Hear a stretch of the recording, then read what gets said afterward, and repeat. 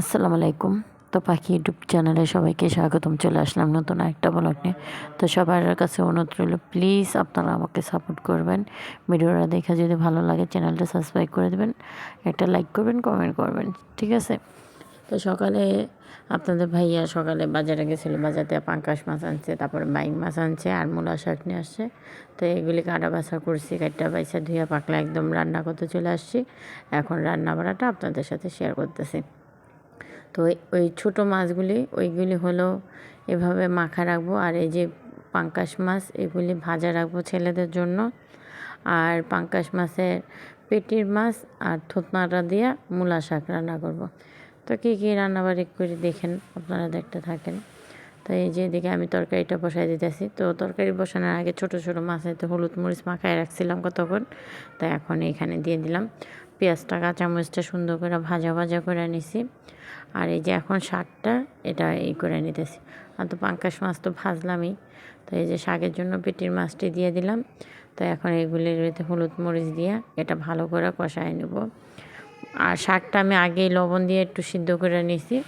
তো শাক আমি ভাবছি যে শাকগুলি ভালো লাগবে না। তো মূলা শাক এভাবে যে মাছ দিয়ে রান্না করলে এত ভালো লাগে যা বলার বাইরে। তো মশলা দিলে আজকে মূলা শাকটা অনেক ভালো হয়েছে, এটা দিয়ে ভাত খেয়েও ভালো লাগলো। তো আমি মূলা শাক, তারপরে সর্ষা শাক এগুলি খাইতে চাই না, এগুলি আমার ভালো লাগে না। তো রান্না বাড়া কমপ্লিট করে রেখে এই যে বিছনাদারি গুছাইতে চলে আসলাম। তো বিছনাদারি একদম আগোছানো হয়ে রয়েছে, এগুলি না গোছগাছ করলেই হবে না। তো এগুলি সুন্দর করে বিছনাটা গোছাই নেই। তো চাদরটা উঠায় ঝাড়া দিলাম, অনেক দিন ধরে চাদর উঠায় ঝাড়ি না। আর দেখছেন কত ধুলাবালু উঠে, তুষকের ভিতরে যেন এত ময়লা থাকে কোথা থেকে আল্লাহ জানে। তো এই যে এখন চাদরটা ঝাড়িটা বিছাই দিই। পরে আবার আজকে আরও অনেক কাজ আছে। যেহেতু দেখছিলেন অনেক দিন আগে পরশু দিন মনে দেখলেন যে ভিডিওতে আমি সব কাপড় চোপড় নিচে ফালাই দিছি। ইঁদুর বাবা যে এসে আমার ঘরে সব কিছু কাইটা ফেলছে দেখা। তো ওই কাপড় চোপড়গুলি এই কদিন চেয়ারের উপরে রেখে দিয়েছিলাম, তো এখনও আছে চেয়ারের উপরে।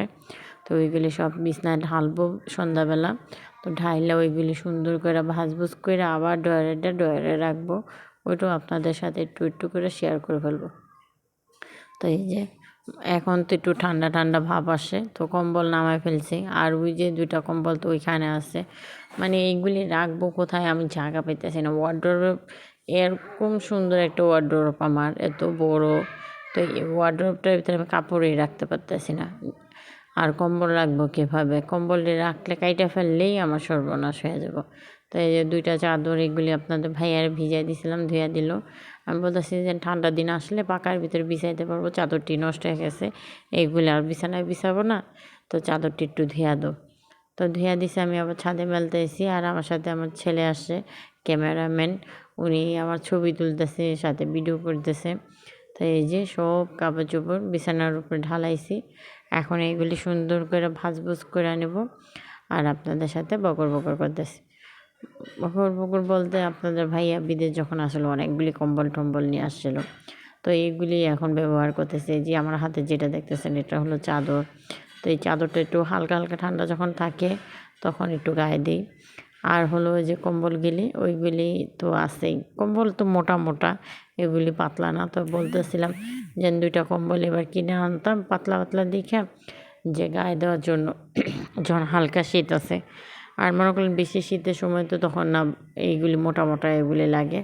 তো এখন যদি এগুলি ইঁদুরে কাইটা ফেলে এদিকে ওদিকে রাখার কারণে, তাহলে তো শেষ, আমার অবস্থাই 12টা বেজে যাবে।